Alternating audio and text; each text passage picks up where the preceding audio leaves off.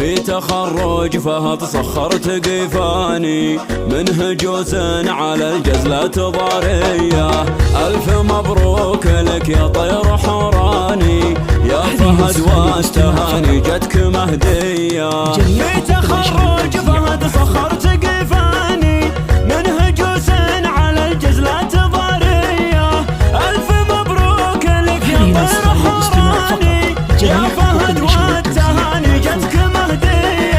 علق الرتبة عالي فوق الأمتاني تستحق الرتب يا ابو الشهامية. تشهد العسكرية وكل ميداني انك اللي طول صعب جبرية. يا فخر ربعك اهل العز والشاني العنوز الرجال اهل الشهامية. من هلك يا فهد جزلة واسمان.